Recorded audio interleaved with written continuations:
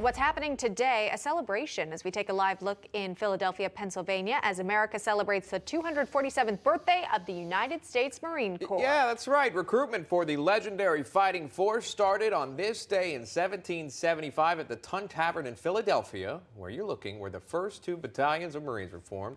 Now, 247 years later, the 220,000 strong military branch is reflecting today on its storied history. And we have two Marines joining us. We're so grateful for it. Jessie Jane Duff, retired Marine Corps Gunnery Sergeant, Newsmax analyst, is with us. Also, Adam Warner, a retired Marine Corps Corporal and country music singer and songwriter. Thank you both for coming on. Appreciate it as always. Jessie, let me start with you.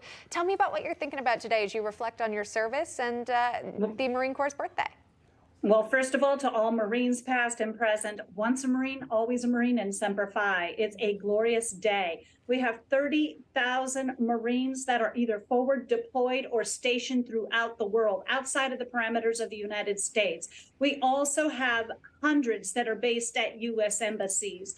The Marine Corps is the tip of the spear. It's America's 911, and it's the force of readiness. We are there. We can go anywhere in the world. In under 48 hours, we can be on any land, beach, or anywhere else that they send us. We are a force of readiness. It's an exciting time for Marines because we are the first to fight, and we are those that have the highest standard in order to enlist, which would be the mental and physical requirement. So it's exhausting to be a Marine. I'm thrilled that I served 20 years, but I don't think I'm quick enough, fast enough, or skinny enough to do it ever again. You know what? I appreciate your humility there. But you know, one thing when I spoke to a recruiter, this was when I was, I think, in high school, they would always say, you know, if you join the Army, I'm in the Army, or I'm in the Navy, or I'm in the Air Force. But if you join the Marines, I'm a Marine. And that was always a major selling point. Adam, I wanted to kind of just get personal, if you could. Why the Marines? Obviously, you could serve, you know, in any number of capacities. You chose the Marine Corps. Why? No, that's a great question. So when I went to the recruiting office, I met with Army guys, Navy recruiter, and then, of course, met with the Marine recruiter. And, you know, one of my best friends, he had joined the Marine Corps about a year earlier than me.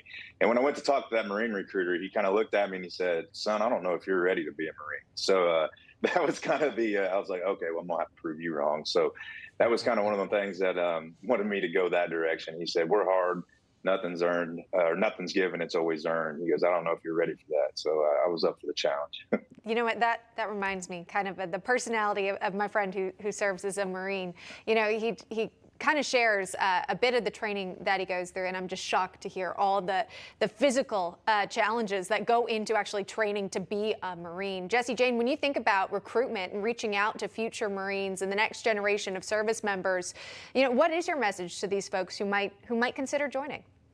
Well, the Marine Corps proudly was the only branch of service that actually met its mission this past year. As we have talked about, even on Newsmax, that recruitment numbers are down. That's not to say that it was easy for the Corps. However, the Corps recruits differently, just like what was said, that they recruit demanding that you face a challenge. They don't recruit telling you about the college fund out the front door. That's part of it, of course. And also technical skills, of course. But if you can't face that challenge of recruit training or officer candidate school, which is going to be a grueling 3 months of training and exhausting, not just physically, but mentally too. We teach our history in boot camp. We are one of the few branches that actually specializes courses on history. So we understand where we came from, how many people sacrificed their lives for this great nation. And you travel on any of our Marine Corps bases, and the roads are named after these heroic Marines. Bassalon, Gunnery, Dan Daly, you know, you hear these names over and over. And our famous General Chesty Puller, they called him Chesty because he was one of the most highly decorated Marines ever. I mean, being a Marine is just filled with a legacy that you want to maintain. Trust me, when I was 17 and I joined the Marines, I was grossly naive and believed that I could do anything. I got in boot camp and realized, wow, but I was thrilled I did it. I'm glad I did it because I wouldn't be here today doing what I do today, let alone for this network, had I not been a United States Marine Corps, let alone retired gunnery sergeant, a feat I never dreamed I would have. We appreciate your service, Adam. I'll go to you on this one. You think back to your time in the Marines. what do you remember most? Was it basic training? Was it boot camp? Was it the crucible, I think, that maybe you went through? What is it that you remember most about serving as a Marine? You know, you never forget those drill instructors. That's the first face of the Marine Corps. But you know, for me, it's the men and women that I served with. You know, I go back to always saying it's the best group of human beings that I've ever been around in my life. You know, you grow up with people your entire life and you think they're your friends, and then you join the Marine Corps and you realize that you have family forever. And I mean, I still talk to my Marine buddies, I mean, on a weekly basis. One of my best friends just got Sergeant Major Select. Very proud of him. And it's a family. It's big, you know, and I'm just very honored to be a part of that. Yeah, inspiring, the bonds that you all form while serving together. Adam, I know we've got some of your music video that we wanted to share with our viewers. Again, this is called Split a Beer. Let's listen. There's a table with 2 chairs out on that screened-in porch, where I kind of figured we were splitting our last pork. In a fridge in that garage in front of your square body full, where you always kept a sixer of what I liked in the door. I just want to keep listening. But Adam, we're showing pictures while you're singing along of folks who clearly have an impact on your life, or people who you've spoken with. Tell me about what's really behind this song.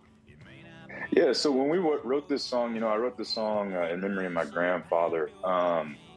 And that's kind of how the song came about. I was at a writer's retreat with 3 of my good friends, my friend Mark Addison Chandler, Special Forces retired Army, Josh Gallagher, Taylor Goyette.